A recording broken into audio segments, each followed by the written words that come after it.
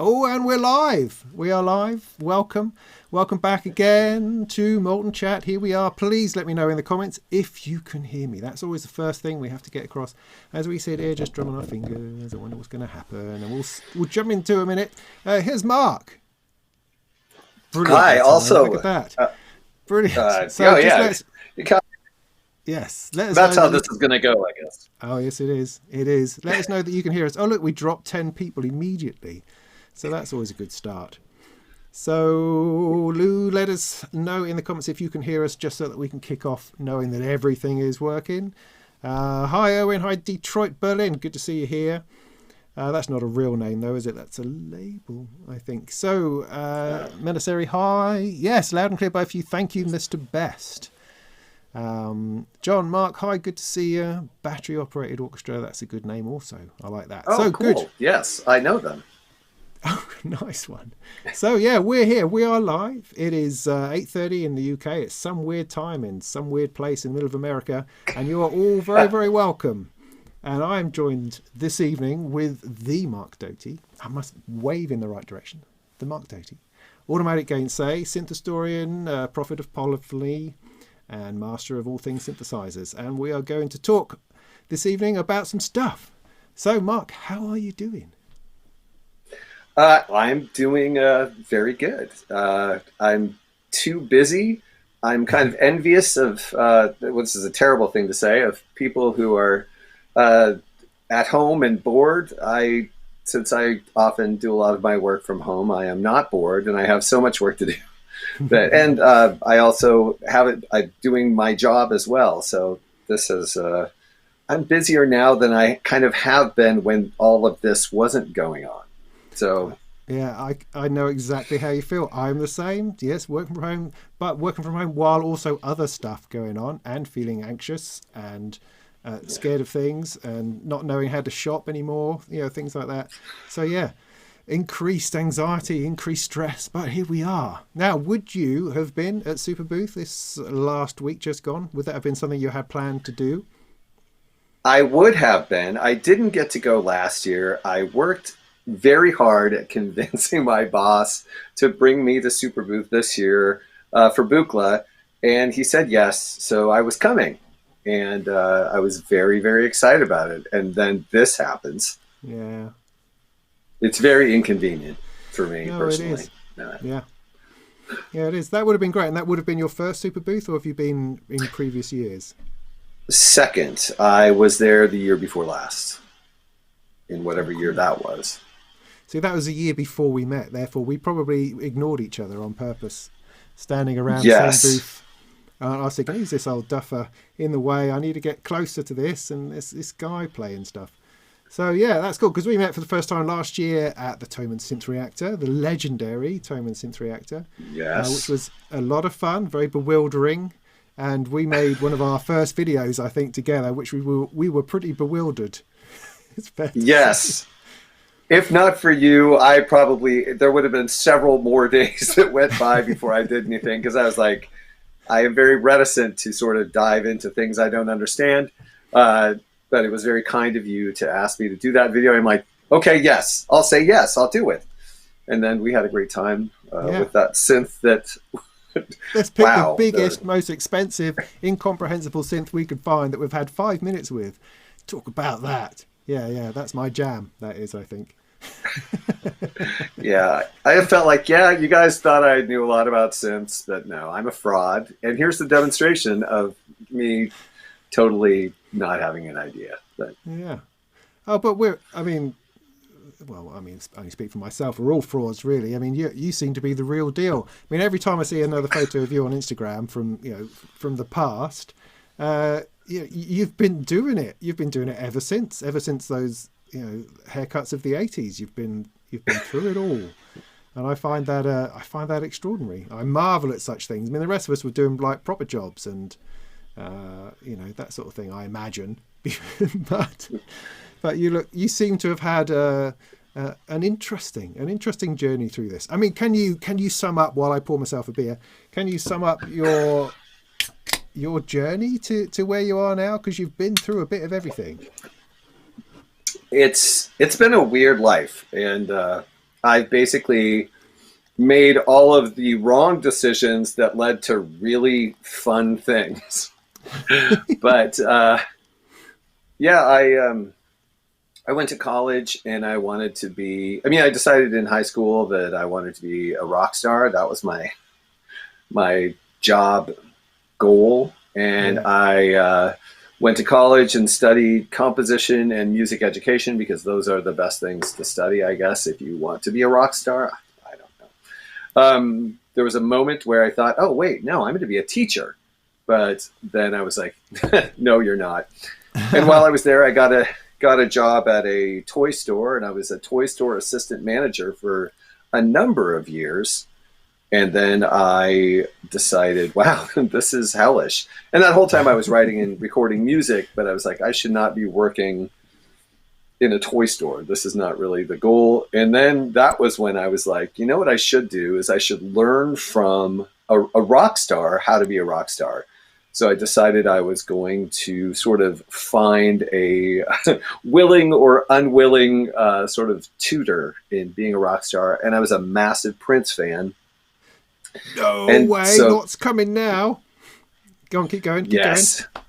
So then I basically became a nightmarish stalker to Prince and his associates, Wow. and got hired at his company and left my hometown and moved to Minneapolis, actually, and worked for Prince for a while, and realized that working for Prince, you worked for Prince. That was not your like stepping stone to becoming something else. If you were working for Prince, you were doing what Prince wanted you to do. And so I decided I needed to kind of do my own thing. And so I went back home. I kind of felt like, yeah, now I've worked for Prince, so things are really just going to start happening for me.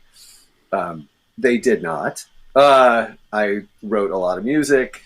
I shopped a lot of it. I finally got a manager.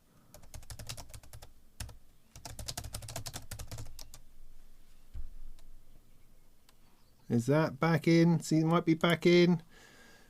We could be back. Oh, geez. Oh, we could be back.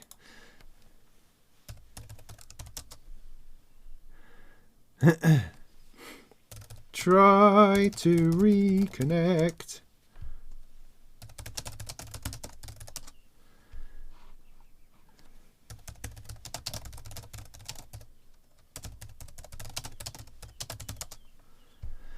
Okay. Are we still running? Is anyone still alive out there? God damn it. I'm sorry about that. What was that? What the heck was that? I think that was sunspots or something at our end. We've momentarily lost Marc. Hopefully he should reconnect with me shortly. There he goes. Whoa. He just brings himself back in. Flipping heck. What was that about? Are we even live? I don't know. We seem to be. It could take a moment. Is anybody out there? Oh no, it just disappeared. So no, I'm very sorry about that. Anybody in the chat, if there's anyone still there, please do give us a shout. I don't want to just start talking when nobody's available. If it's not watchable, if we need to restart the stream, or a bit mysterious at the moment. Somebody speak to me. That was weird. I went there and it seemed like it was still going, but I couldn't tell when or where. It was blacked out. It says excellent connection now. It's just there's no chat going on. That makes me think whether we should perhaps restart it. I need to ask some... Oh, I need to go to it is what I need to do, don't I? So, 1 second. If you're listening to this, I'm really sorry.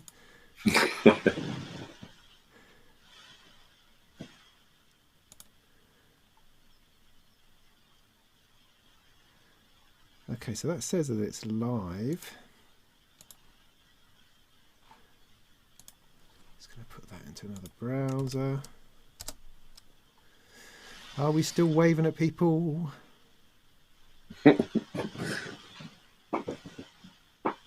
Oh no, there's people there. Okay, good. Okay, well, at least we're up. I'm not sure about anybody else. Maybe I should close the chat and reopen it. Maybe that's part of the problem. Ah, who knows? Anyway, we appear to still be online, which is the good thing. Oh, look, there we go. People saying things again. Looks good, sounds good. Oh, All good. right, sorry, you had a mild diversion there. Oh, right, All right. Flipping Nora. I don't remember where I was at. You were telling us that you had got a manager. And that, Oh, right. Yeah, I think that was more or less. That's more or less where we were. So we're back. We think. Okay, we're going to keep on struggling on. Sorry about that. A momentary pause in connection, but Marc was waxing lyrical about some bit of his history, which is nice. We've just been through Prince, and now we're on to a wider field of things. Yes. Again, it was just me trying to become a rock star. I got the manager, had some label interests that did not pan out. Moved back to the Twin Cities, Minneapolis, St. Paul. Started scoring for theater and sketch comedy, which was really fun. And It had a lot of I was writing music on stage to suit what was happening in improv. And that was challenging and fun. And then I had a son in 2003 with my wife, and I became the stay-at-home dad for my son.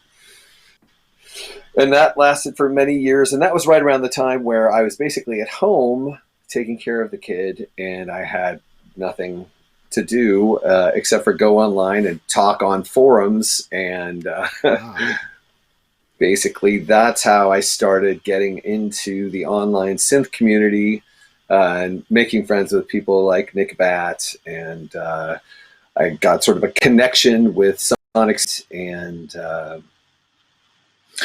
then Sonic State, I was in England. I had some gigs in Bath, and I met with Nick, and we made some videos, and that was super fun. And then he was doing the top 20 synths of all time series, and he asked me if I could submit some Minimoog footage. So I created kind of this demonstration of the Minimoog and a whole bunch of other content, and I gave it to him, and he used bits and pieces of it, but not the whole thing. And then YouTube kind of hit the scene big enough for me to take notice of it in 2006. And I said to Nick, I was like, hey, can I put some of this footage I made for you for the top 20 on my YouTube channel? And he's like, yeah. So that's where my Minimoog demonstration came from. And I had some other synth content that I had done years before with a Micromoog and a Korg PS 3100. I sort of formatted those into a sort of demonstration and put those up. And all of my really awesome music videos of my great music got a couple of views, but me standing pressing notes on a synthesizer got a lot of views. Yeah. And I was like, wait, you'd rather I sat here and laboriously explain what each of these sliders do instead of listening to a 3-minute song of mine? Yeah, totally. So that's what started my animosity with the public. Yes. No. But the great thing about that is, because having watched some of your videos, is that you interject these fabulous performances within your instructional, laborious, boring, otherwise lectures on bits of synth. And well, yeah, I mean, just to divert is to ask you about that kind of thing, because they're really good. As in, I mean, I don't mean that patronizingly or anything like that, but normally when one does a demo on a synth, it's a bit offhand, whatever. But yours seem to be interestingly improvised things with interesting chord structures going through and melodies, and then there's drums that come in, and I can't quite decide whether they're real drums or programmed drums or half improvised drums, and it's just got a really good vibe to it. And I think that I don't think your music is lost, sir, is what I'm saying. I think it threads itself way through all your stuff really, really beautifully. Well, thank you for saying that. That means a lot coming from you. But yeah, I mean, I now, like, millions of people hear my music all the time now. Tens of thousands per month of people hear my songs, because each of the themes is me just basically improvising music on the synth and going, okay, that's good enough for a theme. And with all the work, the laborious effort I used to put into like crafting songs, I could just play a jam on a synth and like hundreds of thousands of people hear it. And I'm like, this is the way that my music is heard in the world. And I think it's a lot easier and less horrific than getting a recording contract. Yeah. So yeah, but there's something in that, well. Though, there's something in the fact that you haven't taken so much care, as in, because I know exactly what you mean. You work on an album and it takes years or months, and you're fussy about every single note, every single reverb tail, you know, every single fade from this to the other. And yet I've had far more creative enjoyment from just playing on a machine and recording the output of that, or even live streaming it, for heaven's sake. And people have enjoyed that as a process. It's almost like we no longer have to have that polished product. And that's an awesome thing for people.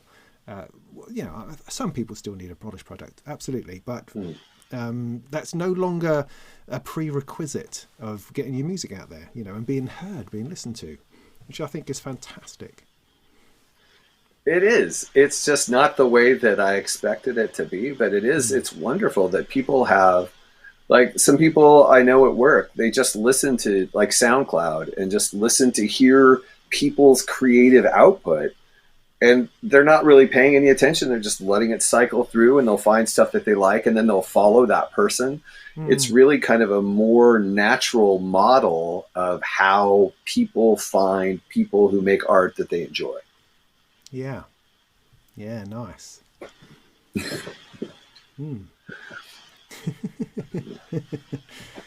So, all right, then, a stab in the dark. What has been your favourite machine to demonstrate?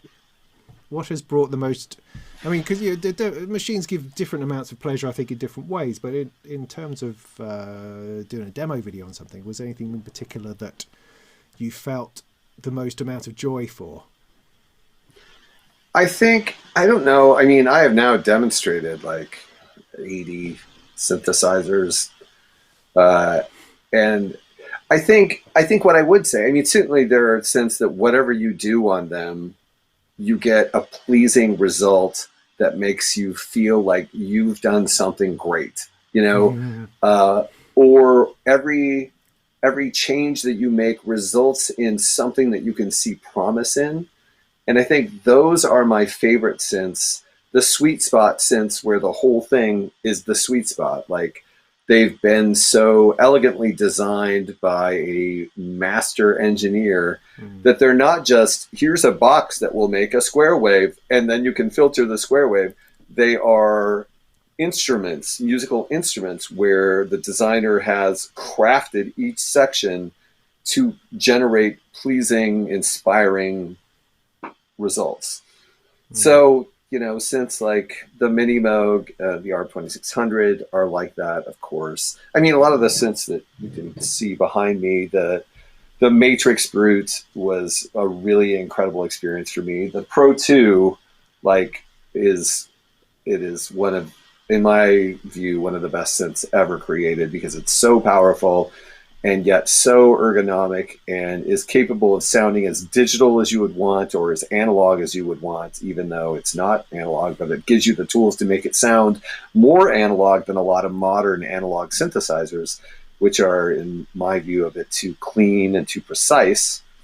But yeah, it's hard to... It's most of the stuff that you actually see behind me. You can't see the Analog Solutions. Nyborgs are in there, and the Nyborg was a really beautiful sounding thing that I really enjoyed. Do you know what Dave Smith is up to at the moment? As in, I do not. He's got a synth. He has a synth he reckons he's working on. He mentioned at his 70th birthday little YouTube thing. But, oh, okay. I knew about the Pro 3 in advance. But I haven't heard what's going on with the new thing. So Interesting. Yeah, he's an interesting guy, I think, with another interesting history as well. It always sort of blows my mind how I make lots of assumptions. Yeah, I make a lot of assumptions about the guy who invented the Prophet 5 because that's a part of history that appeals to me. And then you just assume that he is a master of analog, and he is not. He created little software synthesizers for Yamaha and Korg and people like that, and developed wavetable stuff. And you think, what? So in which case it kind of, because I first looked into this a bit deeper when the Prophet X came out. Oh, right. And I thought, what is this nonsense? What? How can you put all your lovely analog stuff along with all this sample rubbish? And then looking into it a bit deeper, went, oh no, yeah, that's right, because you're all about the digital stuff, and that's okay. It's my own preconception which is clouding me to thinking that that's bad. It's not. It's awesome. But he has so much experience and width to draw from. Yeah, fascinating. So the Pro 2 though. Go. Well, like in when he came out with the Mofo, which had DCOs. Me and some of my analog purist friends, and this was like, what, 2002, 2003, somewhere around there, we're like, oh, why would this guy, the guy who made one of the best synthesizers, make this DCO stuff? And someone asked him that, and he's like, why would you use anything other than DCOs? It's just a hassle waiting to happen, or something along those lines. And we were just like, oh, how could you say that, Dave? And so that was a weird thing. And then when he came out with the Pro 2, it has architecture. I mean, he obviously it has digital oscillators, but he put a lot of analog elements into it, and then used like the filters. The dynamic between the two filters it was nothing I had ever seen before. And I was like, I have to know what that sounds like when you can like voltage control back and forth amongst two filters. It was very weird to me. And I'm like, I have to know. So I contacted them and said, I want to demonstrate your kind of digital synthesizer. And then after I did that, they were like, hey, Marc, we have a synth that, you would probably really enjoy demonstrating. I'm like, really? And it was the Prophet 6. So they got me in on that early on, and I was like, yeah, I'd love to demonstrate that. Holy cow, it's like a revolution. You're going back to analog. And since then, they've made a huge amount of analog stuff, which has been really they have, cool. Yeah. Yeah, God damn it, I had a question then it's just escaped me. I was going to say, what the heck was I going to say? It was good too. It was really penetrating.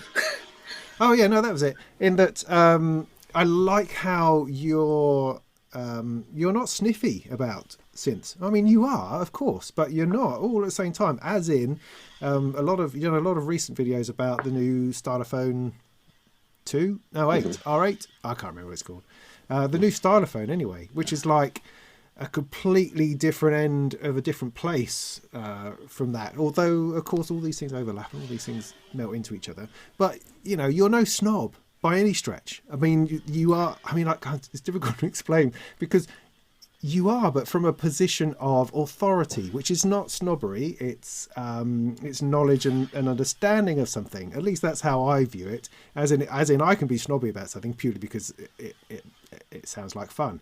But I like the way that you can navigate your way through things, like doing the micro. No, it's the Freak. The Micro Freak. Oh yeah. Freak and the Stylophone, little things like that. And one expects you to be playing with the big boys, and yet you've still got plenty of time for the little guys. And I think that's awesome.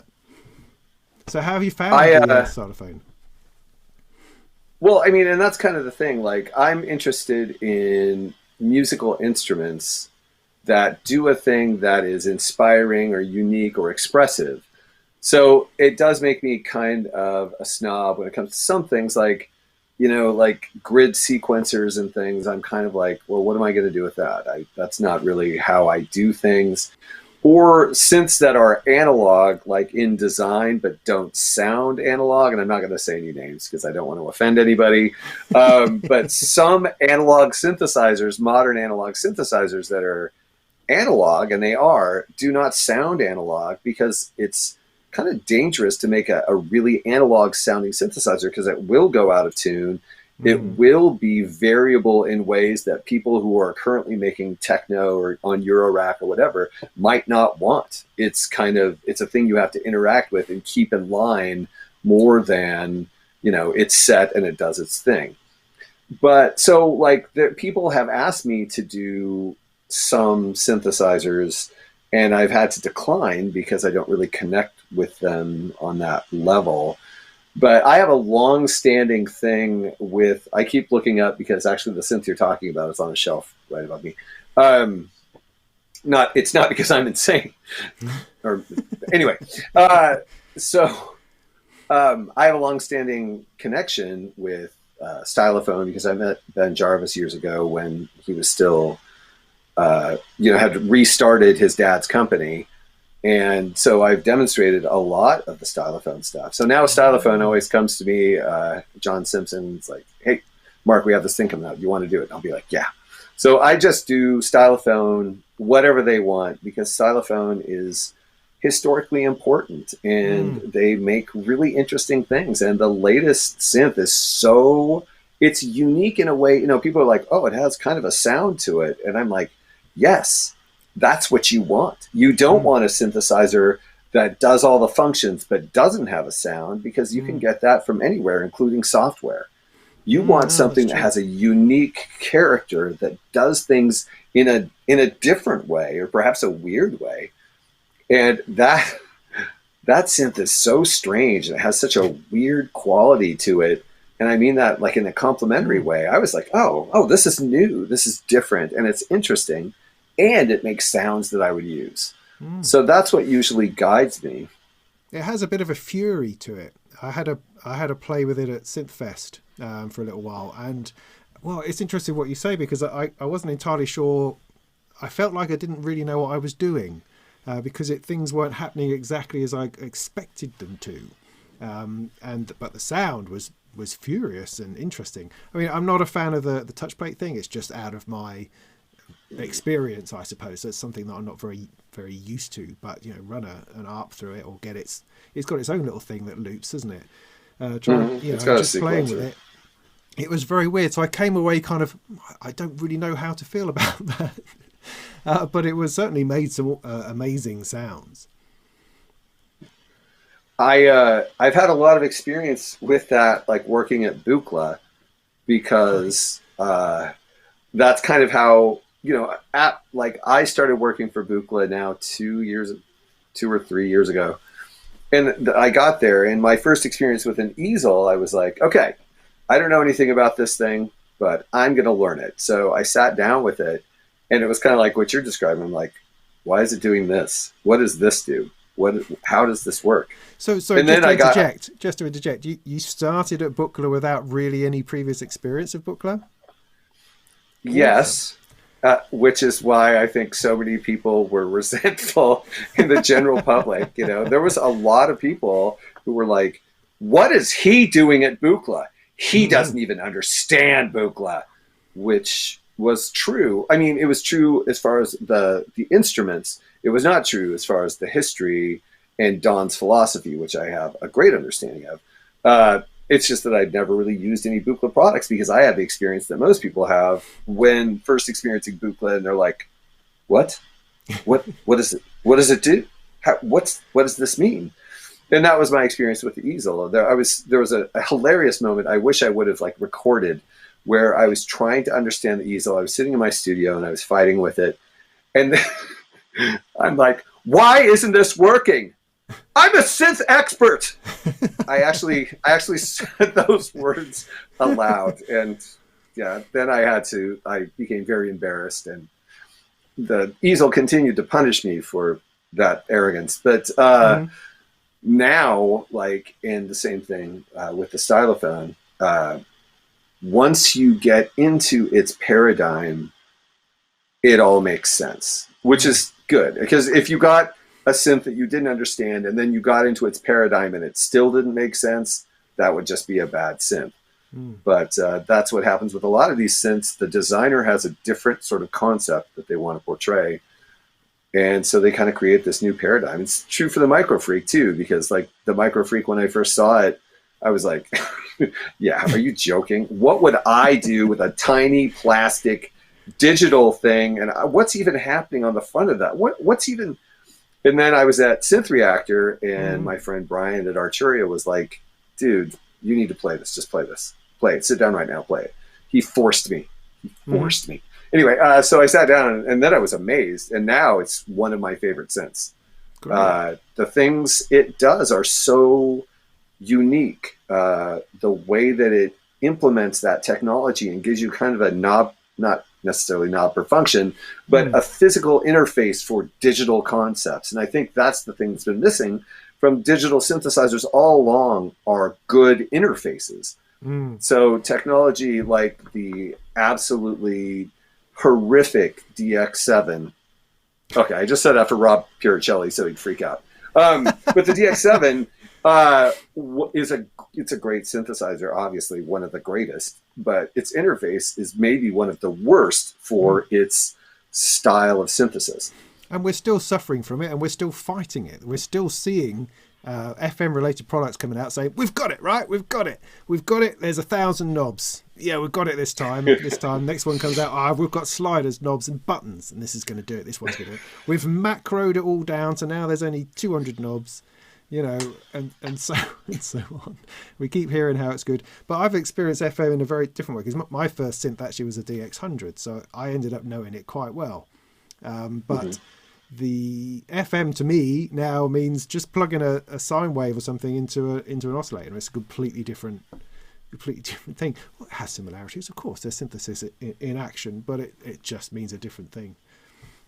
I think one of the beauties, though, of what you said about your starting at Buchla, and this is also my experience. This is, I think, what I do is that I find that people who know everything already, which is fine, you know, have had lots of experience in something, they forget how to learn something and how to explain it, because they make lots of assumptions about how things work and what people should therefore know. Whereas if you're approaching something for the first time, in order to be able to explain it to somebody else, which is kind of what I do with stuff, and also what you do, or you did at Buchla certainly, is that you're learning it new and afresh, and so you know everything about it, and you know all the trip wires and all the pitfalls and all the things that people are going to need to understand, and you're not in a position to assume anything because you don't know anything to start with.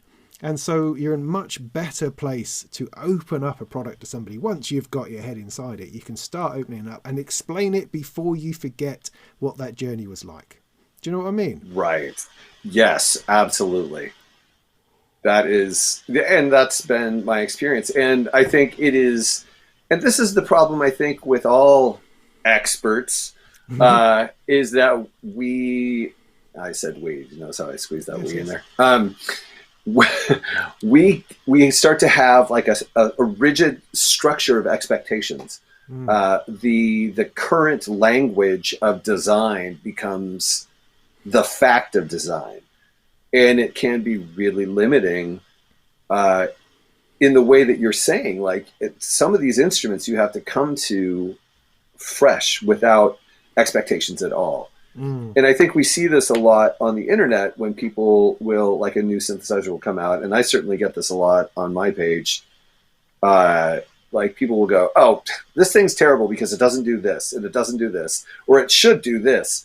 And that's kind of that rigidity of expectation that can get in the way of appreciating an instrument for what it actually does do and can do. Yeah. No, that's true.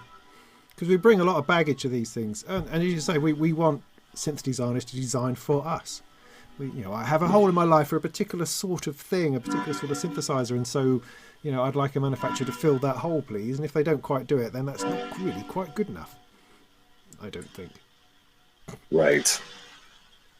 And now I'm working on the other side of that at Buchla, and I can see just how hard it is to design an instrument, and it is so so hard. I'm really impressed with Dave Smith because like he turns out a synthesizer every year, and it's like, God, wow, there's so much that goes into it, so many considerations and so many pitfalls, but he's got that stuff down really.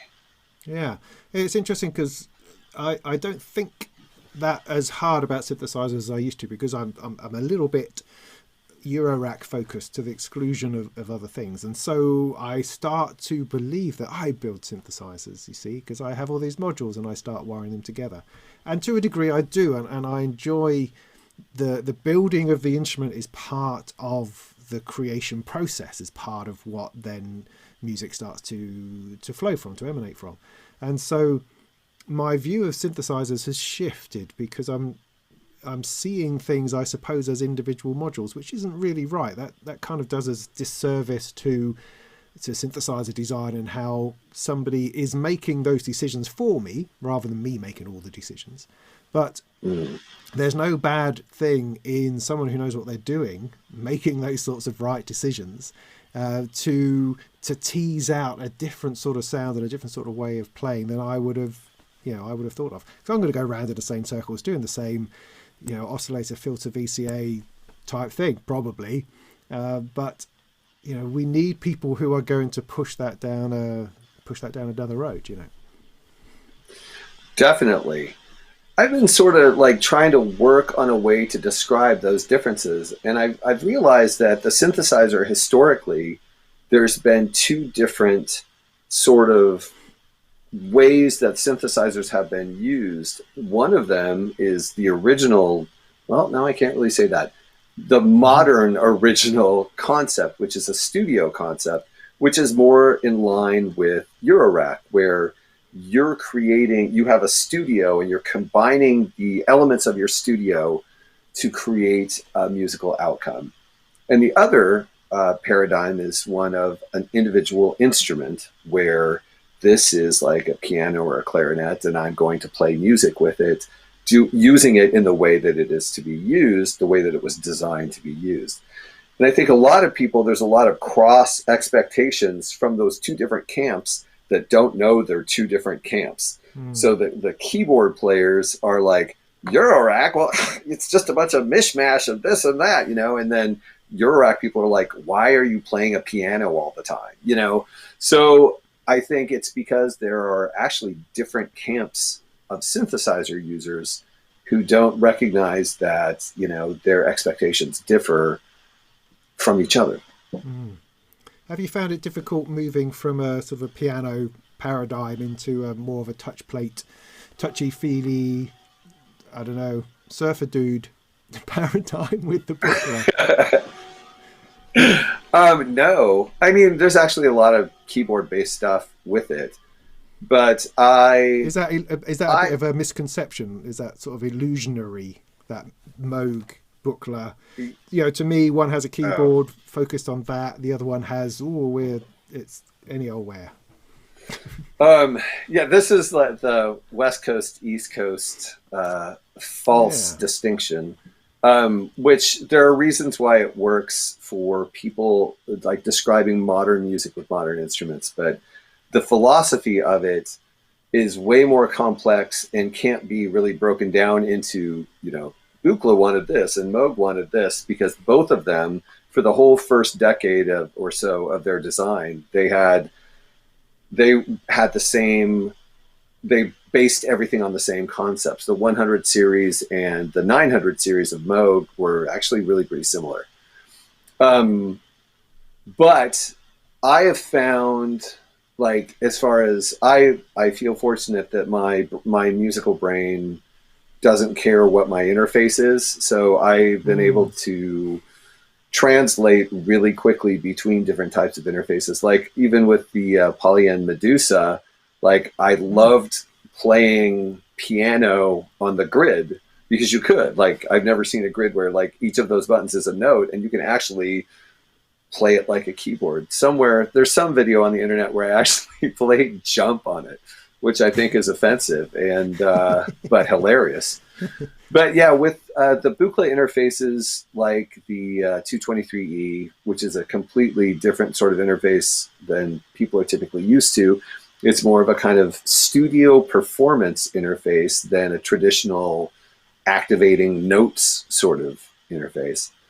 But I found it's pretty fun to like let your creative brain connect differently to a musical instrument. Mm. Yeah, I'm always finding I'm an explorer of interfaces. In that, you know, whenever some newfangled wearable MIDI controller comes out, no, I'm all over it for for a couple of days, and then my arms grow tired, and I go, oh, I'm such an idiot. Every time I get suckered in by I'm waving, or I'm doing this, or I'm doing that, or I'm touching something. You know, I like touchscreens, the whole Surface thing I've got going on. So yeah, now I'm very much into the idea that the interface will change what you do. It will change what comes out the other end. You know, I mean, I was going from a blooming mouse, where all my creativity was focused there, funneled down this tiny little point of light, and then on the screen. Just seems ludicrous now that I think about it. But it was purely in changing to either to hardware or to a touchscreen or to some other form. Even just adding a MIDI controller can radically change how you manipulate stuff, and then how the music emerges. At least that's my experience of that. Mine as well. That's like, I don't know if I can. Oh, hearken him. Yes, that instrument is just, I can't get enough of it. It's really the traditional musician in me who wants to physically express myself. That thing, I realize that I'm not even a piano player. I grew up taking piano lessons, and I played the piano for many, many years. But the truth of the matter is, I'm not a piano player. I'm a continuum player, because my hands were like, yes, finally, like, we can do what we're meant to do without those, keys blocking what we want to do. And it's so weird to be able to do really expressive things and play other instruments. Like when you play a guitar on it, it sounds like a guitar. Or a violin, or it's everything. It's amazing. It's magical. But that interface, which I've seen a lot of people like sort of struggle with, because it's, I guess, it doesn't align with what their body physically expects or their brain physically expects. But for me, that's like the best interface ever. Mm-hmm. You've played on the new one, though, right? Haven't you? Yes, the Osmos. Yes. Or, yeah, that they pulled me into a room at which convention? Oh, the Synthplex, the first Synthplex. And they're like, we have something we want to get your opinion of. And I was like, oh my gosh. And for that, I was like, this is what the piano's been missing. And they implemented it like, I don't know, a lot of people don't know this, but Bob Moog sort of tried to create an interface like that, and like the Continuum, that he worked with the composer John Eaton, and they worked together, and Bob was going to design a piano keyboard that had more touch sensitivity than piano keyboards do, where finger placement, just like on the Continuum, like you could move your finger around and affect different outcomes. You could create vibrato. It had more of a three-dimensional sort of interface. And he went through so many different designs to make that happen. And I think it was his final design was done in the early 90s. But it was hard to play because it was still a traditional piano keyboard, but it had these tops on the keys. But I think the Continuum, the Osmos, kind of took that concept and really made it musical and easy to use those more complex means of expression. And that's really cool. Yeah, it is very interesting. I mean, does it, sort of one almost expects it, like, I have a little Rolly C board, and you inevitably end up falling into the same traps where I'm just going to go start digging in, and then I'm going to go whoop up the keyboard and then whoop, down again and wobble. I mean, it's still, I think it's, well, as you say, I mean, it becomes an instrument, and you have that becomes something you have to learn to play. You can't just tap away on it, I think. I mean, I've played a continuum at various shows, and yeah, it's odd and it's difficult. Although I saw the one with the harp on the back. It's not a harp; it's a soundboard. Oh yeah, have you seen that? Yeah, what I forget what it's called. It looks like a mini grand piano. Stuck on the and back. It's a great idea. It's great to hear these digital sounds, which is not a criticism of the synth engine, which is so amazing. I can't even grasp it. Like it's beyond me. But when you hear the really high quality sounds that the Continuum generates coming through such an organic, unique, vibratory, I don't know how to, I guess I lack the words to, it's just, there's something special about that means of moving air molecules back and forth that makes a really rich and beautiful sound, more so than the speaker somehow. Oh, that's very interesting. So the coming back to the Buchla easel, the new one. So how is that going to impact? How is it going to disrupt the industry, do you think? Well, I think the thing about it is that one of the barriers to easel ownership has always been the price. And this is a more affordable price to sort of experience this technology. I think the price has been the barrier that's kept people away from it. And also, when the price comes down, people can more effectively address the other barrier, which is that it is a unique interface that is not like interfaces that they typically experience. And, you know, a lot of like Eurorack people are interested in Buchla instruments, and there are a lot of like Buchla fans out there. And so a lot of people, if they couldn't afford it, would like get a cloned version. And so those people have been living in this sort of isolated world where they have their own Buchla sort of paradigm, and the average person who might be interested in synthesis and electronic music instruments has really not touched a toe into that pool. Myself being one of those people, I was always like, yeah, I love vintage instruments. I don't get Buchla. I don't know what that's all about. I'm just going to, you know, keep doing these other things. And I've met so many people like that. I've had people come up to me at conventions at the Buchla booth, and they're like, hey, yeah, I have, 80 synthesizers, and I've been playing synthesizers since 1970. And what the F does this thing do? And so there's a Buchla barrier that exists. So what we're going to try and do with this is sort of show people, like, not only is it more affordable, but here's what it does. Here's what you can do with it. Why it's great for traditional electronic music or abstract techno or any number of genres that people might be interested in, including like people like me who do what is, basically traditional music. It's it's an incredibly powerful electronic instrument. And I think hopefully it's going to be a gateway for people to have a better understanding of the Buchla paradigm and Don's intentions and this world of this ecosystem of synthesis. Somebody's asking in the chat when we are likely to see it. That is the question, isn't it? We get that question a lot. Okay, so the next thing, it is so close to being done, and I think a lot of people are like there's a lot of anticipation. It should be within, and I hate saying this because this is what has been said in the past, but within a month, it's going to be ready to go. We are making the final touches on it. The production run is nearly done, and it's going to happen very soon. I mean, I for one are looking forward to your demonstrations, because I have to say when it was announced and saw the first demos of it, it was a bit of a kind of a, what? I mean, I already know I don't really understand it, but the guy who was attempting to explain it in kind of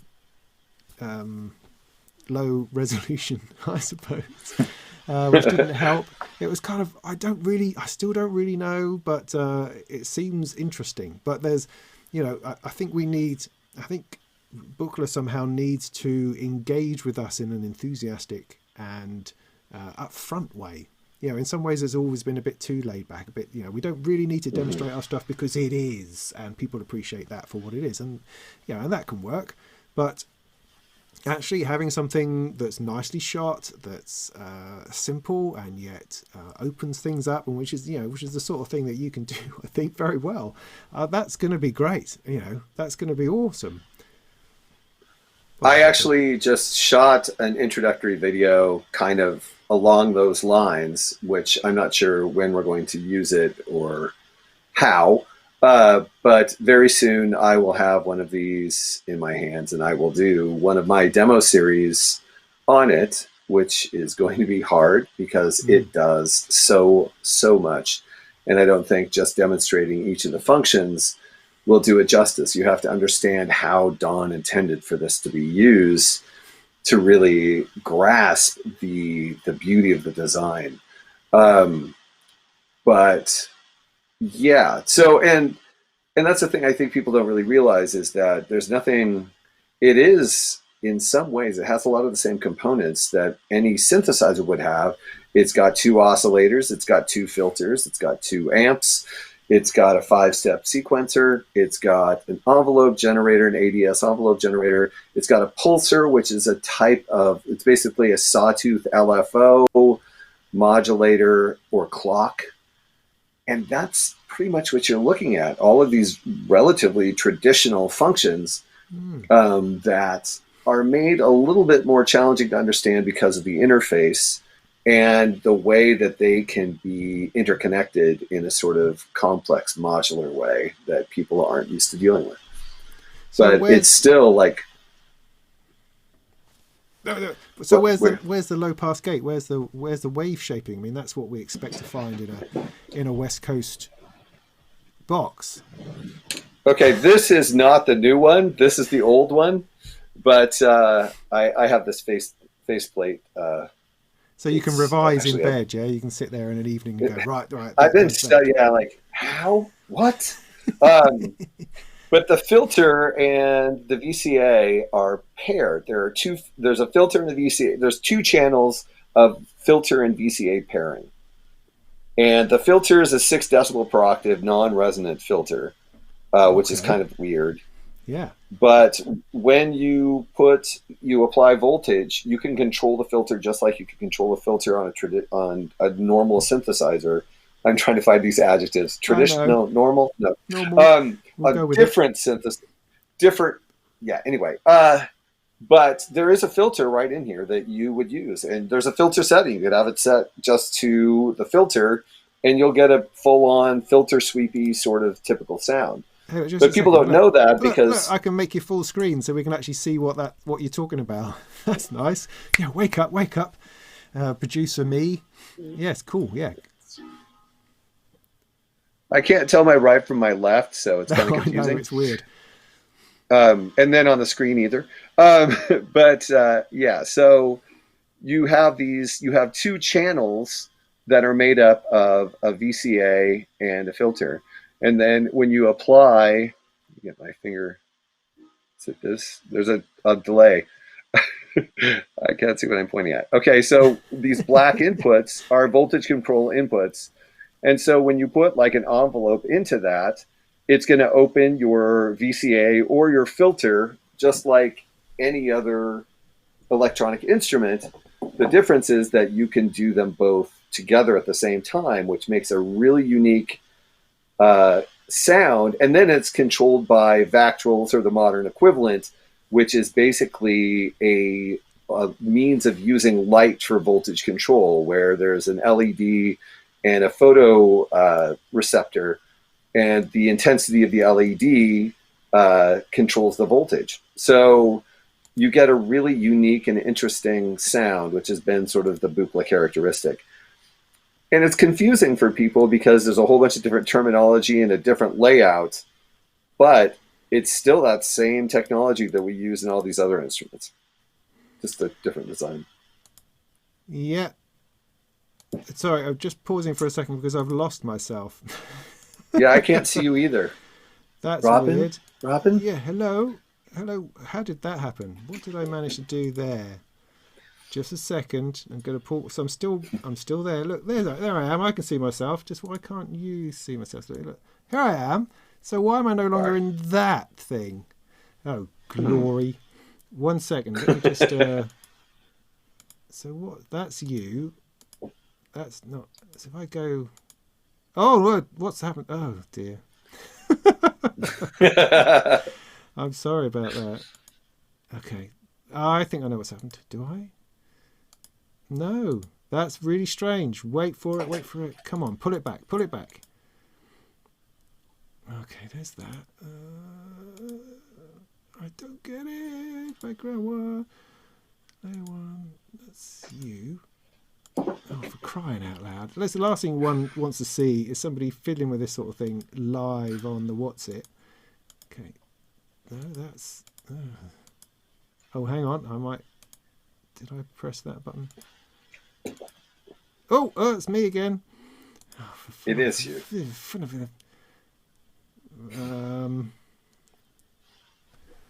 What?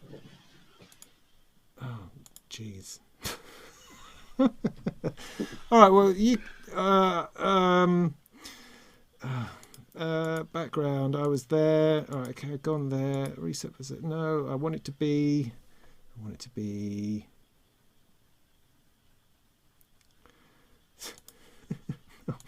What have I done? Let me put it back on you. Tell us something interesting about the 2600 that I can see to your left. While I just try to... Okay. That one. Yeah. Yes, while you're full screen, I'm going to try to just find out where the heck I went. Well, this is the Korg one, and I don't know if you guys have been keeping up on this. I put out a couple of videos on it. I don't know if I'm going to do an entire demonstration of it, because I did that other demonstration that is, it's now, what, like 14 years old or something. But yeah, the information still... Though. I've been seeing your videos of you noodling on it, most certainly. Yes, there's been a fair amount of noodling. I just want people to have an understanding. I want people to hear it. And it's really exciting for me because I've never played a new vintage instrument. And the times I have, I've been kind of like dubious about it because I can sense the differences too acutely. Or I'd put it this way. When there's something that you're used to from the vintage instrument and you play the new version and it doesn't do that thing, it's kind of upsetting. And so I've had that happen with several synths that I'm not going to say the name of. But with Korg's version of the R2600, it really gives me the experience of the 2600 that I am familiar with. And I've really enjoyed that. And so that's why I keep on making everyone listen to me play it, because I'm like, hey, this is fun. Watch me learn, have fun with it. But it's nice to, it's a great instrument. I'm really excited about it. Back to you, Robin. Oh, no. I don't know what the hell's going on here. Hang on. Just somebody kill me. Oh, okay. Look at this. This is good, right? I've now got, I think, no, I've crashed it. No, I haven't. I've now got, why can't I make that happen anymore? Oh, just somebody kill me. Oh, yeah, I was back there for a minute. There's you. Oh, there was a fade. Yeah, I can do clever things, right? I've just really screwed this up somewhere. I must have slid across and somehow pressed a button. And it doesn't matter. So I just don't want it. I just don't want this to take any time. So camera's there, right. Set up there. What do I need to do? I need to look at the multi-view. That's what I need. Multi-view, come back multi-view.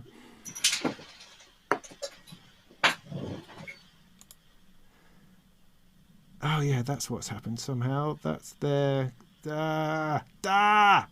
Position 1, yeah. Position 2.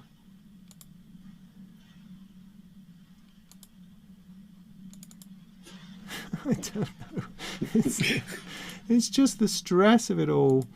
Oh, God darn it. No pressure. No pressure. So why is that not giving me 2? How did I turn that off? How did I turn it off? I don't know how I turned it off.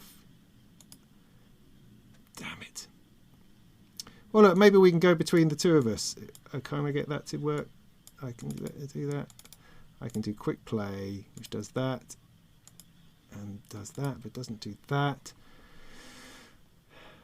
Quick play. I have royally screwed this up. Okay, sorry everybody. Just give me a minute or two, and I'm going to have to try to work out get rid of that one. That's me. That's you. Why can't everyone just work together? That's my question. That's a question for the ages. I mean, maybe because we're on 1, 2. That's position.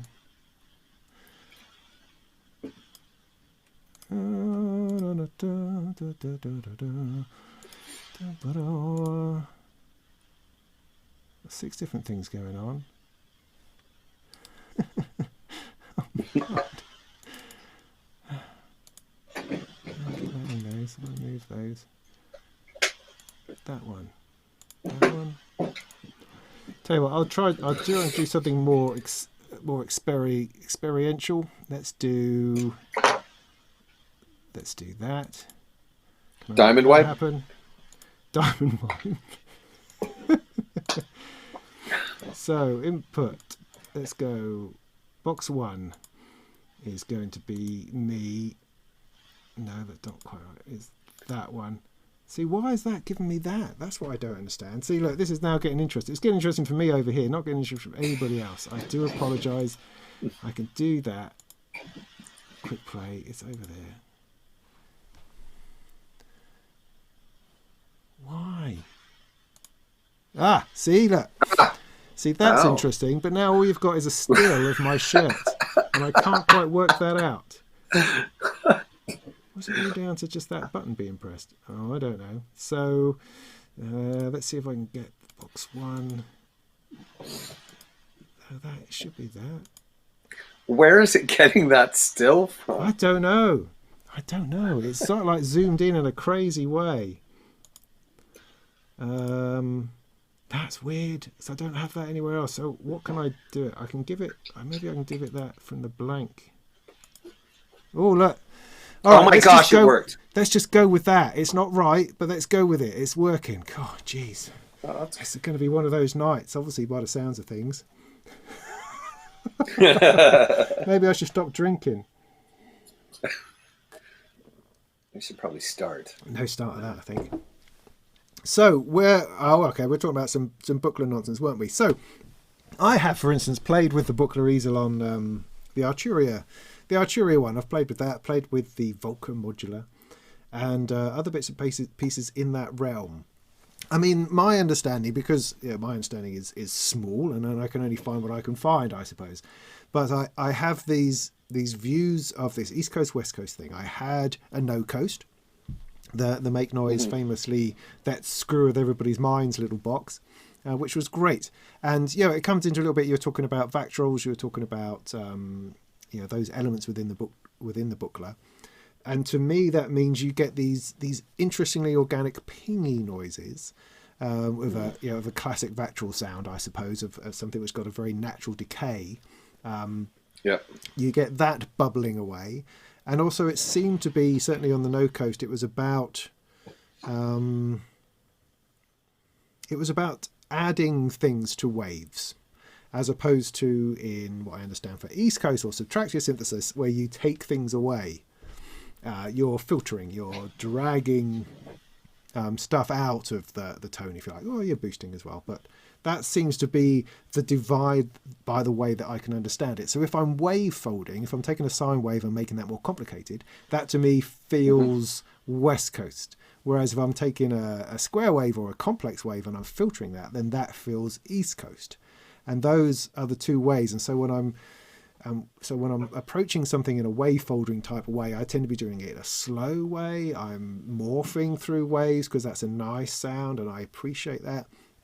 Whereas with subtractive, I tend to be getting a bit more towards acid techno, I suppose, inevitably, where you're going and you're sweeping stuff about the place. I mean, does that have any resemblance in where these camps are, or is that all just bokum and nonsense and just a marketing way of trying to separate these things? Because categories can be helpful, you know. It's interesting.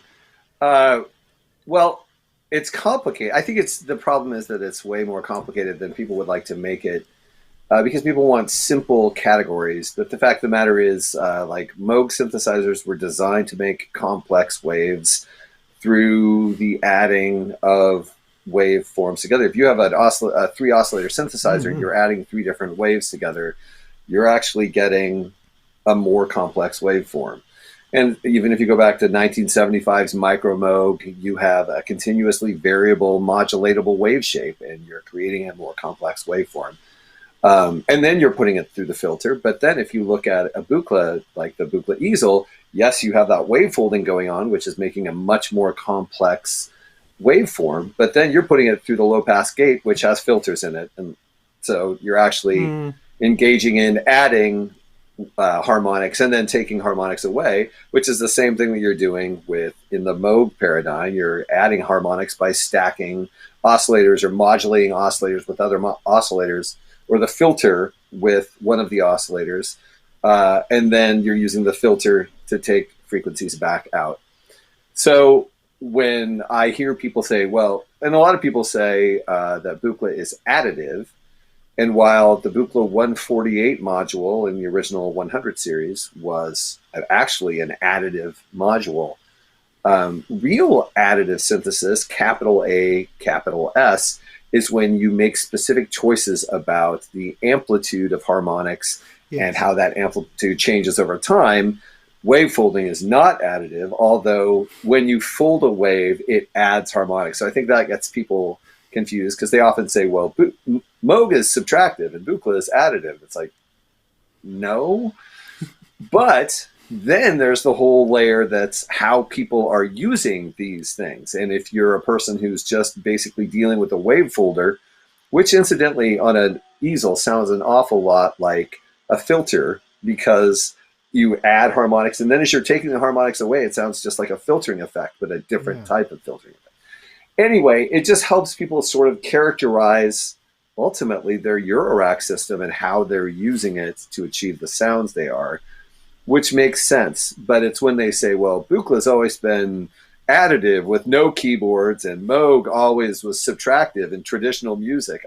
As a historian, it makes me kind of want to like stab myself or others. But, well, I mean, the last thing we need is clarity, really. I always say. It's best just to keep it fuzzy.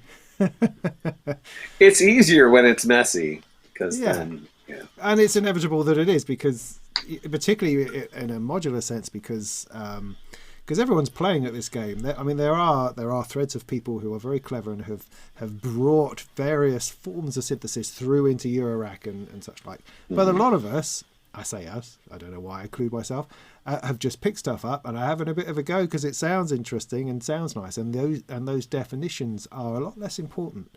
I mean, in some ways, I think hopefully, because they can be restrictive as well as totally something to be valued, you know, in the way traditions are, I suspect.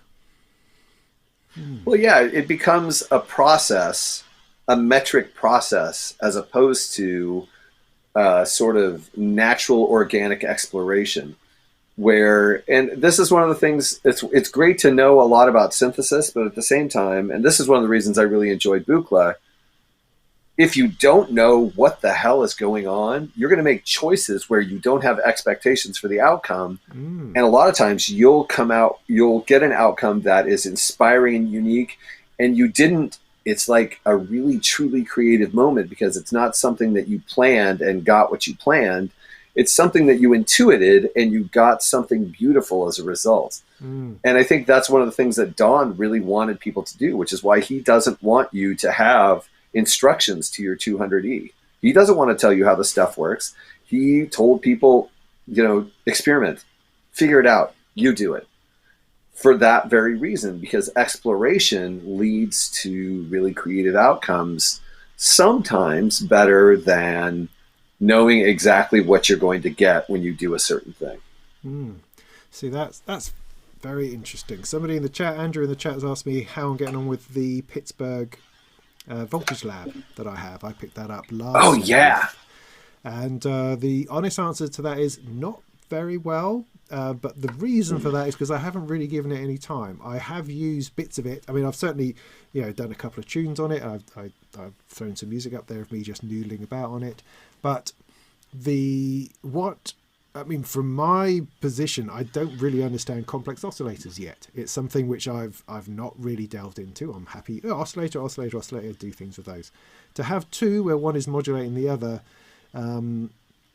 is something that's quite alien to me, and I'm not sure that I like it yet. I haven't got out of that relationship anything to me which has been something that I can dig my teeth into and get hold of. I can use them separately, that's fine, I understand that, but using them together in a musical way, I'm finding that difficult. I'm also finding the dynamic section difficult because it's a low pass gate. Well, it's a low pass gate, then it's a filter, then it's a VCA or something. I don't quite understand the relationship between all of those things and how it can be all of those things, and so I struggle with that.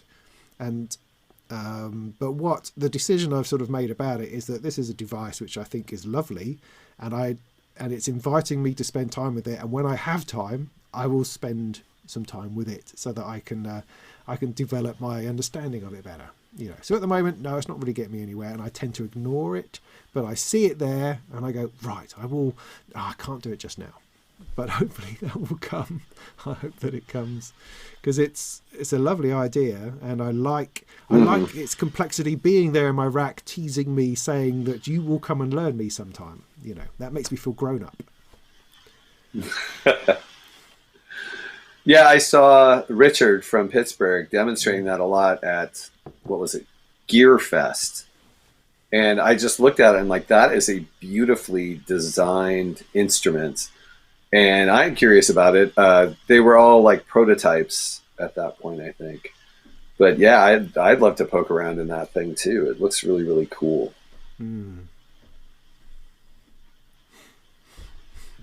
So the ARP then, because I missed that bit if you were talking about it. So you have one of the Korg ones, is that right? Yeah. And yes. how well is that stood up to? Because you had one. I understand there's a story that you let it go, and relatively recently, and are very happy to have something in its place. It's true. So what happened with mine? I bought it in 2006. And it was amazing. It was really interesting because in a normal synthesizer, there's the normal functionality. It operates the way that it operates until you introduce a cable, and then it breaks that functionality and becomes, truly like a modular arrangement. The one that I bought in 2006, the jacks were so dirty that they were making connections on their own without a cable being in there. So when you turned it on, it did these things that were like, wow, this is so broken. And just by chance, I started plugging cables in, and then the functions started getting more and more normal, no pun. They started actually working the way they were supposed to. And it was because the dirt in them was actually making connections. So it thought it was patched when it wasn't, which was terrifying. Right. Anyway, I had it for years, and I used it, and I loved it, and it was fantastic. And then in 2012 or 2013, the amp section failed, and I gave it to a guy to fix, and he didn't really have the ability to fix it as it was. So he bought somebody's reproduction of the amp section card, and he put that into it, and then it worked again, but it didn't sound like I remembered it. It had a different character. The envelopes worked slightly differently.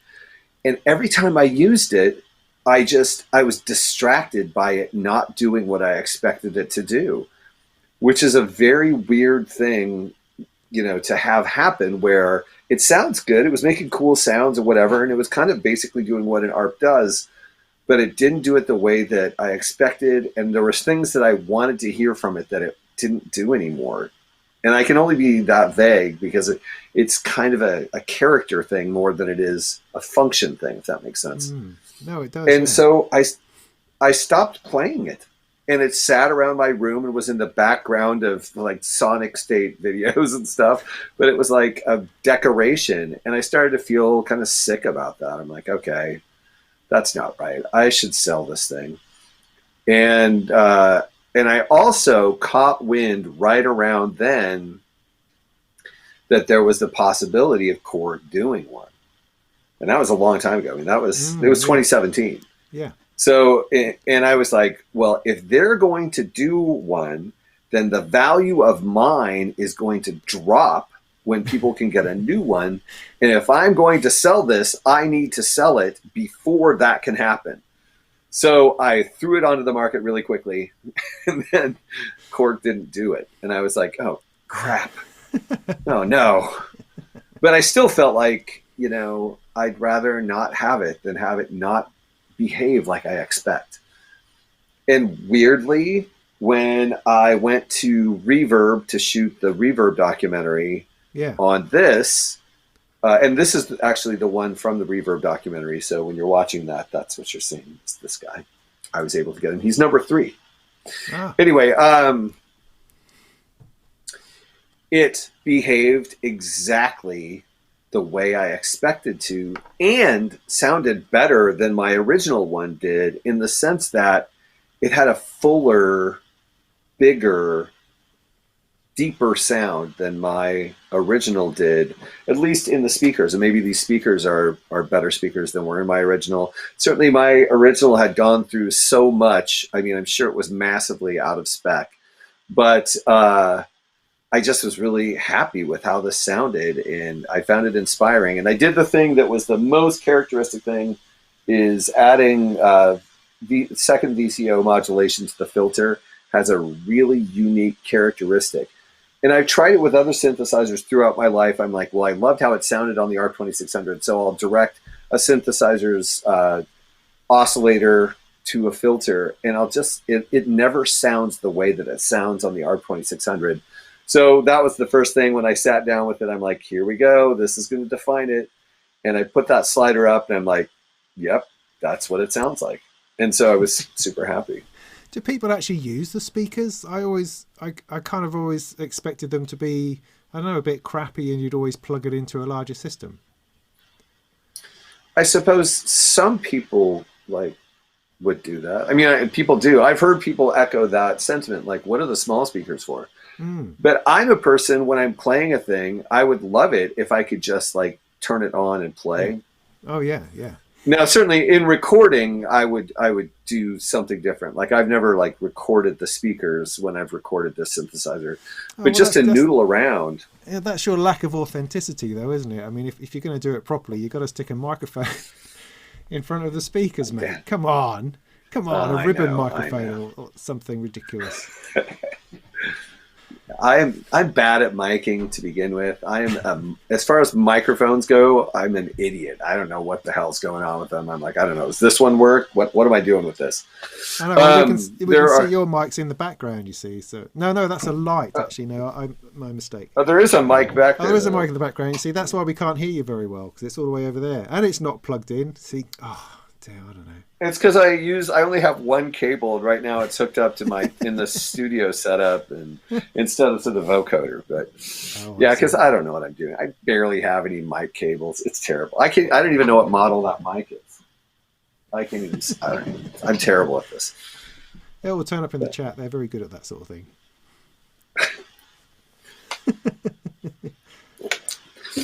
But it's great. I'm very happy with it, and I love what it does, and I'm glad to have it back. Yeah, is there something of a cautionary tale in how we look after our synthesizers, in that we are in a burgeoning market of hardware synths at the moment? Are they going to last? Is it just so much disposable plastic ultimately, and are they just going to find their ways broken into a heap, or are we going to be able to repair them? Particularly analog stuff. I mean, as you said earlier about how modern analog stuff doesn't really sound analog because they've made it in such a modern process, perhaps. But, well, then it begs the question, are these things repairable? New bits and pieces. Is that important? I don't know. I've seen a lot of repairs happen because Buchla is adjacent to Foxtone, and Foxtone does a lot of repairs on a variety of instruments. And I've seen modern instruments be repaired, the SMT stuff, the surface mount, little tiny surface mount. My understanding was, those are really challenging to like repair, but I've seen those repaired relatively easily. So, I'm sure it varies between situation to situation, but they are able to be repaired. So I guess that's good. And I hope companies have really gotten away from the proprietary chip things that happened, in the late 70s and throughout the 80s, where we built this one chip for us that no one else makes. Oh, now we're out of business. Sorry. I think people are doing more like off the shelf stuff because it's just easier. And I think it's cheaper too. Yeah. Has Buchla been affected much by the lockdown? Has that been a major deal for supply, production, things like that? It has been for supply and production because, some of our parts come from China, and China had their New Year's and then they stayed closed down to, stem the flow of the virus. And so we've been waiting on a number of modules that rely on parts from China. And so it's been kind of a challenge. And I think, we've had to be apologetic to a lot of our dealers because it's like, we can't get it because our production company can't make it because we can't get a hold of these chips yet. But I think it's starting to loosen up as China sort of loosens up. And so we're starting to get some of that stuff in now. And how about the Eurorack line? Wasn't it the red line? The red panel? Red panel. Yeah, that's it. Yes. I don't have any information on where that currently is and what's going on with that. It's kind of it's not a thing that I typically deal with, but yeah. I don't know. There's been a lot of talk about it, but I'm not sure where it's going at this point. Oh, fair enough. One can ask, I suppose. So what? Well, yeah. I mean, I'd love to have a whole full-on system, like full 100 series system in that way. It'd be really cool. I imagine somebody else would be interested in producing something along those sorts of lines, but yet for a lot less money. Yes. It's interesting to we're just sort of like waiting for like no,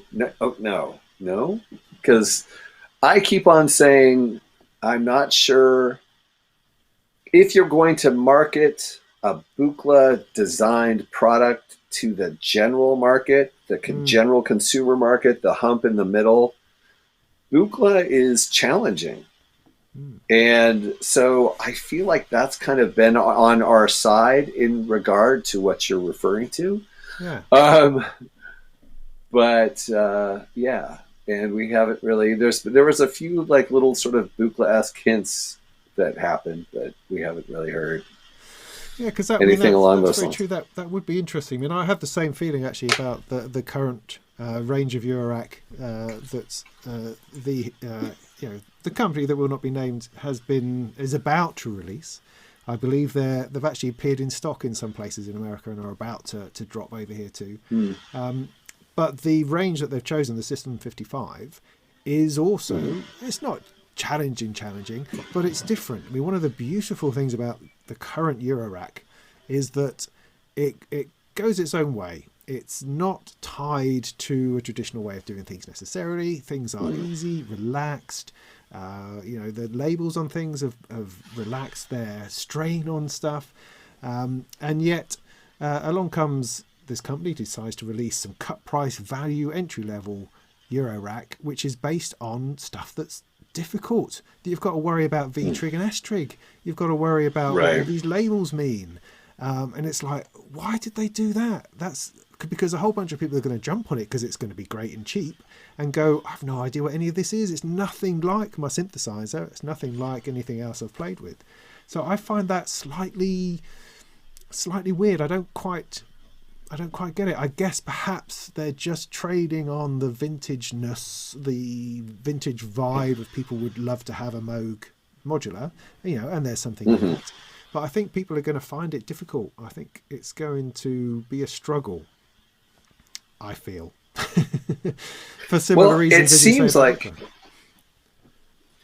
seems like the other thing about Eurorack is that Eurorack people are synthesists, in the sense that they draw from all kinds of different types of modules and different brands, and they sort of create their own personal paradigm. So people like, say, me, I would love to have a miniature, System 55. That'd be really cool. Although a 3 would be better. Anyway,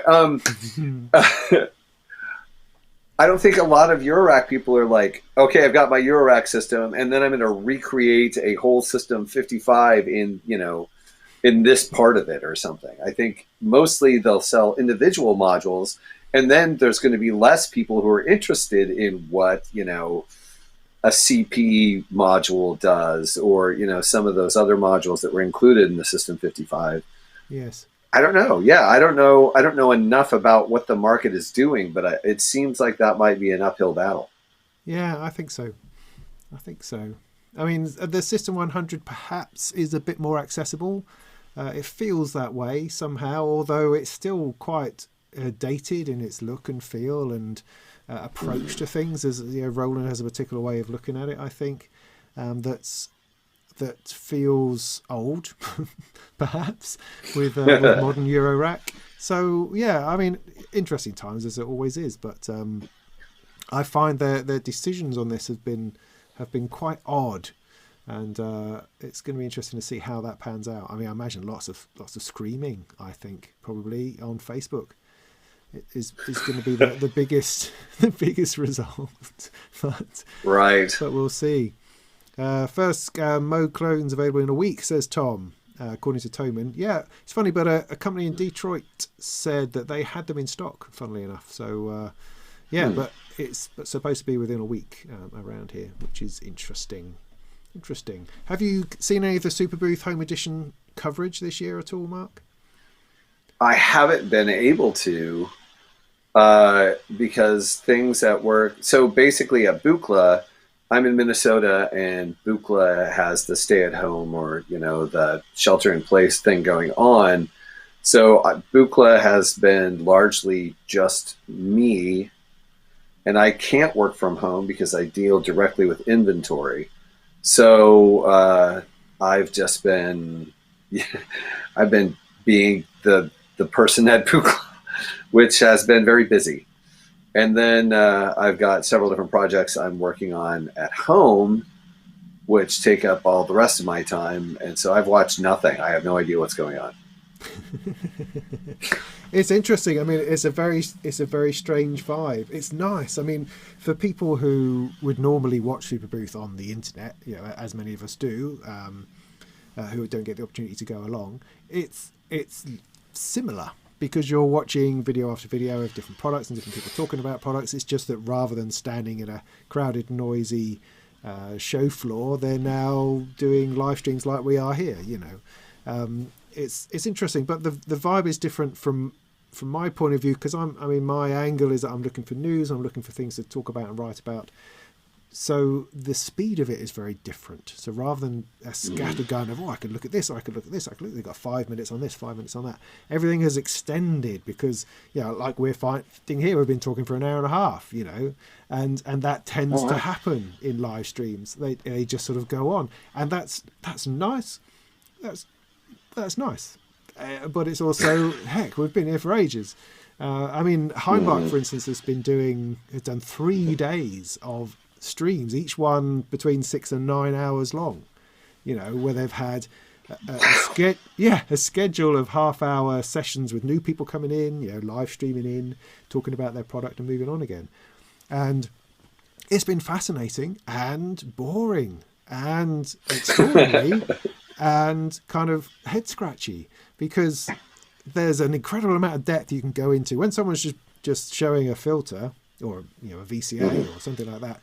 To stuff that into half an hour, there's a lot of detail you can go to that we don't necessarily wanted to see, but it's there nonetheless. And so for people who want that level of detail, it's amazing, absolutely stunning. I think for perhaps people who are a bit snappier and want things a bit quicker, what we could really do with the manufacturers just making their own little 2-minute, 3-minute video promos and sticking those online as well. I think that would help things move along a little bit.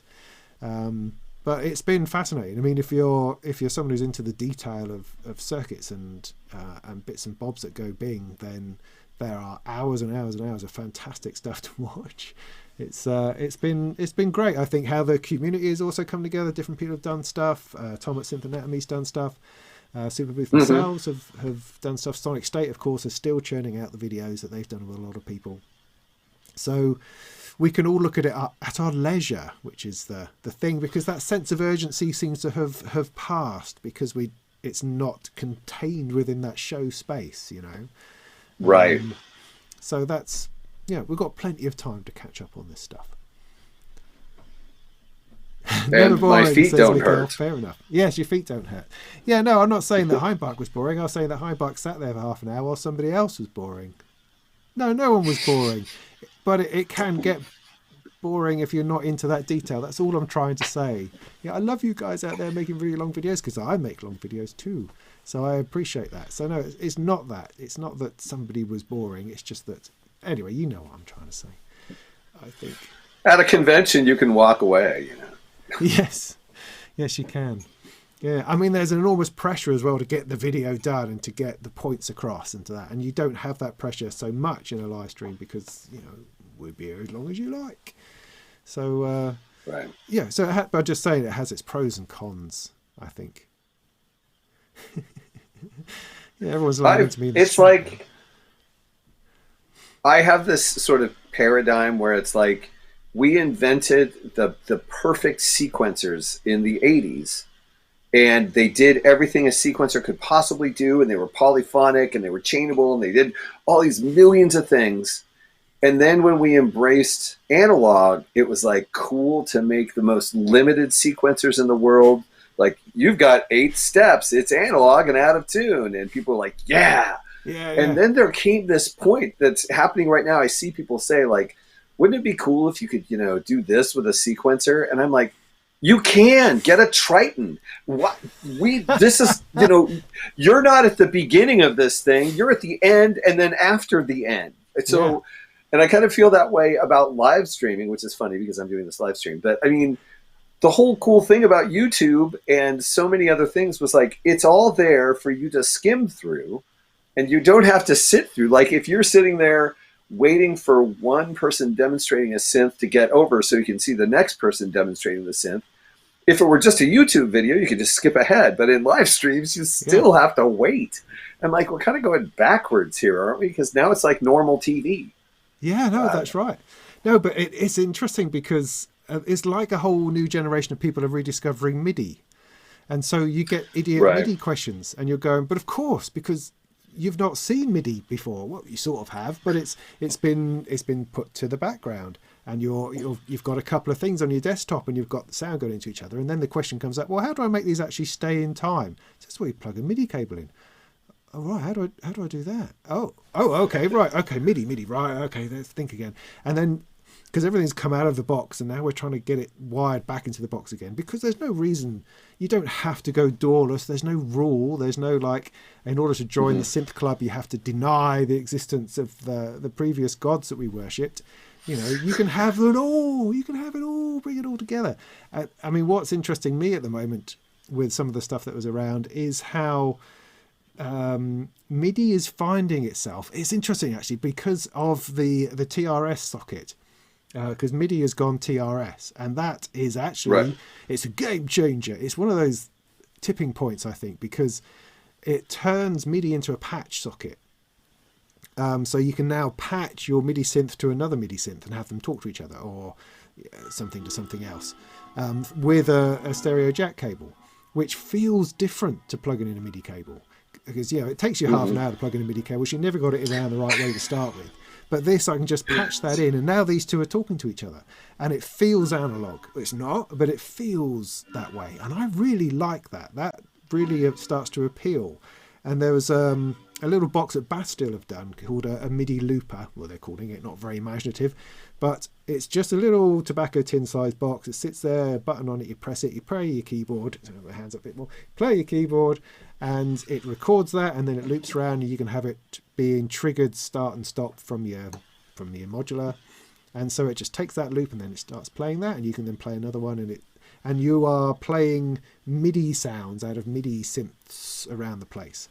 And what it said to me was, or what I liked about it, was the ease with which that happened. It was very analog again. It wasn't, I've got to turn on a clip in Ableton, I've then got to arm it, I've then got to hit thing, I was out of time, I've got to quantize on, I've got to get that right, and then I've got to edit it, and then I've got to draw in a curve, and you're always on the mouse, and you're suddenly looking into things. Whereas this, I hit a button, I play a few notes, and it rotates round. Beautifully simple, which is what I love about the analog side of things, is how accessible and instant and simple that is. And bringing MIDI into that party is brilliant. That's totally brilliant. And like I say, the TRS cable, I think, is instrumental in demystifying it. Because you don't have to know about channels, you don't have to know about MIDI messages, you just know that notes are going from here to there down that cable. It can be that. Right. Simple. Yeah, it's I true. like that. It is better. Other things that seem to be happening at the moment is stereo. We've rediscovered stereo. I've been doing a few sort of head hurts about stereo myself, because somebody sent me a company called Eurorack Essentials. I don't quite have to hand. Sent me a bunch of little modules, which are kind of flip circuits. So they're stereo flips. So you flip the stereo field. And I couldn't work out why on earth I wanted to do that, because I don't, when I'm playing with modular, sound is just in the room. I'm not really listening to it. My speakers are somewhere else, and I'm not thinking about it in terms of stereo, and most of the stuff that comes out of it is mono anyway. So right. I'm trying to work out what this means, but at the same time, there's been half a dozen stereo filters and this, that, and the other coming out to encourage modular to embrace the idea that there actually is a stereo field, and that's an interesting place to play. So that's quite cool. It feels like it's going to complicate things. Have you ever played one of these? Not played it. I have seen it, but not played it. It is. The reason I'm whipping it out, it is in stereo, but it's actually called the stereo field, so that's why I was like. But it is the coolest non-traditional musical instrument I've ever. It's really amazing. It does just the weirdest, most interesting things that you generate through contact and the moisture in your fingers, and also patching, but the patching's unlabeled. They're just inputs and outputs, and it generates the weirdest stuff. You're not going to be playing chopsticks on it, I'll tell you that right now. But it is totally bizarre, and it is stereo. It's really great for processing too, and you can manipulate the bizarre outcomes with whatever you plug into it. It's astounding. The landscape stereo field. Nice. There's product placement. Yeah, I'm getting a lot of money for that. Yeah. Do you have an experience with Soma Labs? With things like the Lyra 8 or the Pulsar 23, which is their drum machine that's just arrived, I think. I've heard a lot of people talking about the Lyra 8, but I don't have any experience with it. See, that's a whole other field of strange Soviet stroke, Russian stroke, bursting forth in some kind of artistic embracement of the world, which is fascinating. He creates Vlad at Soma creates some fascinating stuff. I think the Pulsar 23 is going to be one of the most interesting machines for a long time. But so much. Shall we say, as time is sadly getting on, I will pitch out the idea that if anyone has any burning questions for Marc, now would be the time to ask them in the chat. So get those out there as we start looking towards the close of this behemoth of a chat. So what's coming up for you? Anything interesting that you've got around the corner that you can talk about? Obviously, I am working on I'm going to be doing a YouTube program where I have all this knowledge about the history of electronic music, the history of synthesizers, and I'm not doing anything with it. Tom Oberheim told me that I should write books, but I hate writing books so much that I don't want to. But I could be like sharing these anecdotes and these histories that I have inside my head, and I feel like that's what I'm going to do. So I'm going to start doing a show on my YouTube channel called Synthesizer Culture, and I'm going to talk about the history of synthesizers, various developments, various philosophies, misconceptions, all the irritating stuff that I always talk about that drives everyone crazy, where I'm the actually guy. But there's a lot of cool things in the history of these synthesizers that people don't know and no one talks about and aren't in books. And I know these things. So I'm going to start sort of sharing that, and I'll start promoting that. And if people want to learn about these things, it'd be cool. Swing on by. Yeah, I think that sounds fascinating. I mean, obviously, we all hate black corporation stuff, don't we? As I can see, Bob has just popped up in the chat. Can't stand it. That stuff. Oh, those synthesizers. Oh, making noisy things. I don't know. Have you had an experience of black corporation since their Comigi or their? Have you played the Dream? I still dream of playing the Dream. I planned on demoing it at when we were at Synth Reactor, because I wanted to, because I had a CS50 for a lot of years and I have a real sense of what it sounds like. So I was going to demo it, but then, like, as you'll remember at the end, it was kind of difficult to get a studio, and I didn't want to go to do the little studio thing, so it never happened. But I'm still curious about interacting with it. I've heard good things, but I don't have direct experience now. So I played with the Deco Stream in the shop. They had one in the upstairs bit. I spent an hour or so there playing with that, which was immensely enjoyable. No clue what I was attempting to do, but I was fiddling with it well enough, and sounds came out. I mean, that's always a good indicator. But yeah, I hope to be talking to Bob next week, or the week after, I think, with a bit of luck. There's a bit of time difference. He's on another planet, as well as being in Tokyo, as I understand it. So yeah, that will be good. So I want to brush up on my black corporation understanding of the world. So that will be good. There's room. I believe there's room for all sorts of approaches to reinventing synthesizers. Like, because we have Black Corporation at one end, we have the company we don't name at the other end that are recreating awesome synthesizers from the past and putting those forward. And they live in different worlds. They live in different places.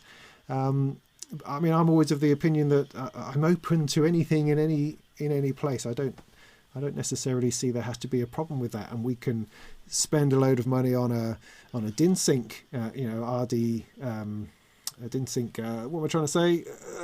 006, the same as we can spend money on a cheaper one. It's interesting. I love how these things can all exist. I don't know how it works. I don't know how we haven't all been put out of business, but we haven't, and that's a testament, I think, to the strength of the community somehow, and the strength of feeling that goes with, you're not just buying a noisy box, you're buying an instrument, and a brand is important, and components are important, and it's interesting. It is a weird time in synthesizers, for sure. I remember, I lived through the 80s where everything was perfect because it was all synthesizers, and then I remember in 1990 when everything fell apart and guitarists took back over, and it was, at least in America where I was, it was shameful to be associated with synthesizers because everyone was so sick of them after the 80s. And so we had to work in darkness, and then raves came up and it was okay, kind of. And then, and then there was the period where like everybody wanted analog synthesizers and everyone said, you'll never get them. They're too expensive to make and no one will do it. And now you can't, take a step without like having an analog synthesizer smack you in the face. So I am very curious about what the next thing that's going to happen is, and how these constant reproductions of the old stuff, how that's going to play out. I know. I mean, will we run out of things to replicate? I mean, does that start at some point become pointless? Do some things become so rare and unobtainable because they actually weren't any good? And do we need to spend time and money, recreating something that was a bit crappy to start with? I don't know. Have we? I mean, there's a question. Is there an old synth that you would love to see reborn? Yes. Oh.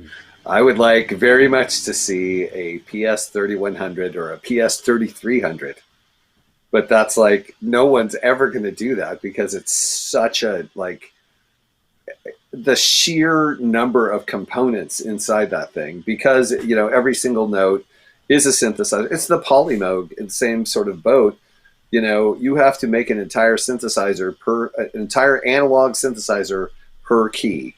And that takes, it's SMT technology, which I think that's technology.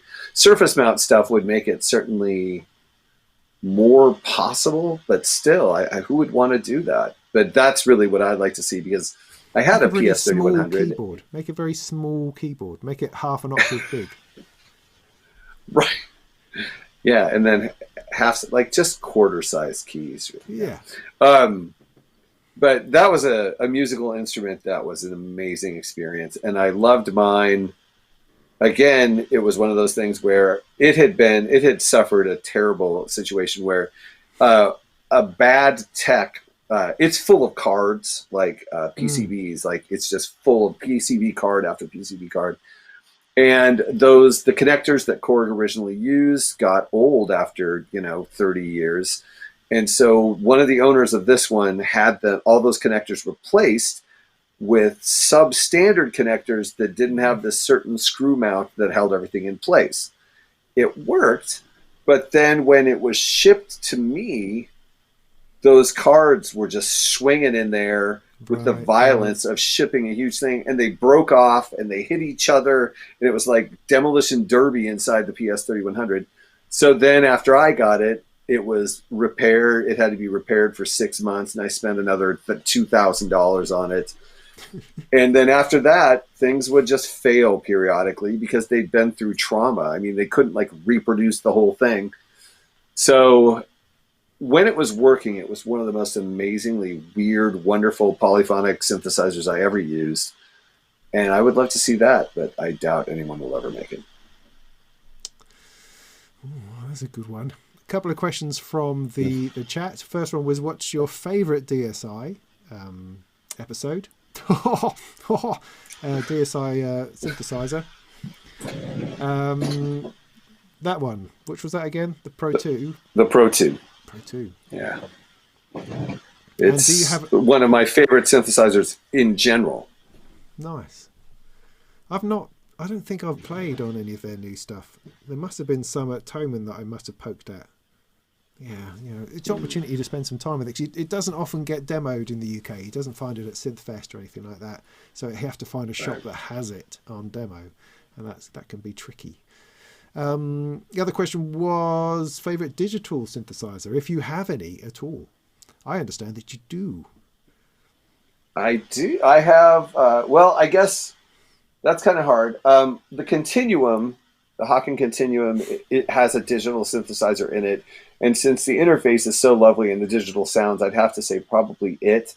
But also that Microfreak, I love that thing. It's just amazing. I also have a lot of samplers and things. But yeah, as far as modern stuff goes, it's those.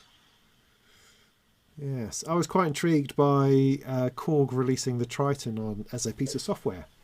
I thought it was good to bring it back in some fashion so that people could just enjoy those sounds, because those sounds are all over, all over late 80s, early 90s music. Very, very familiar,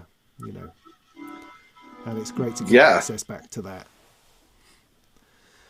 I have a Triton LE, and I love playing it primarily because I use it as a workstation, like a DAW. I mean, it's my DAW. When I do sequencing, I use it, and it's so fun. But some of those sounds are achingly familiar.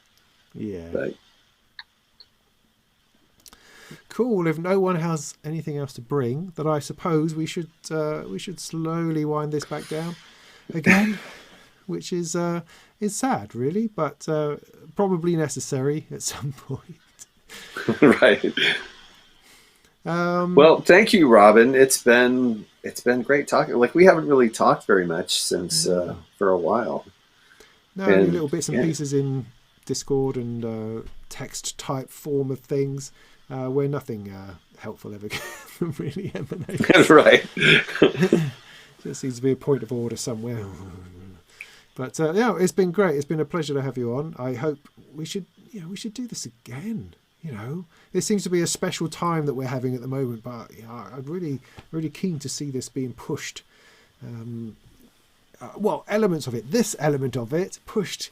Into something that we do often, as opposed to being in an unusual situation. It'll be great. Right. So thanks ever so much for agreeing to come on. That's great. I know you're a busy man and taking time out of your day, and there's still the daytime over there. You've still got plenty of time to kick back and to drink and stuff, whereas it's getting near bedtime for me. Oh, right. Yes. I have a great deal to get done, but this has been a nice respite from my schedule, and I appreciate it. Ah, well, nice one. Well, let me just quickly tell people what's happening next. So tomorrow, I better check my schedule because I can never remember, because I've got too much going on in my head. So where are we? So tomorrow I have Helen Lee. Helen Lee is a hacker of music technology. She's an educator, she's a writer and lecturer on music technology, and she breaks things and makes beautiful things out of them. She sews synthesizers into gloves and makes earrings and hats out of noise-making machines and stuff. So I'm talking to her tomorrow. She's someone I've followed on Twitter for a long time, and fascinated to know a lot more about what she does. It's a little bit different to our normal, very synth-focused thing, which is nice. Then on Wednesday, I have Stefano from Bastel, who's the guy behind the Compass Eurorack module that I really, really like. So I'm talking to him on Wednesday. Thursday, I have Matt Colville, who many of you may not know. He's very big in the world of Dungeons and Dragons. What has that got to do with anything? He's a modular enthusiast, and he often does live streams on his modular on Twitch. And we started up a conversation, and he's very interesting, and we want to talk about getting started in modular because he's had about as much experience as I have. We started it up at a similar time, and we thought that'd be an interesting conversation to have, considering he's very good at talking to camera. So that'll be interesting, and he makes me laugh, so that'll be good. Then the following week I've got Panic Girl, Martha in on Sunday this time next week.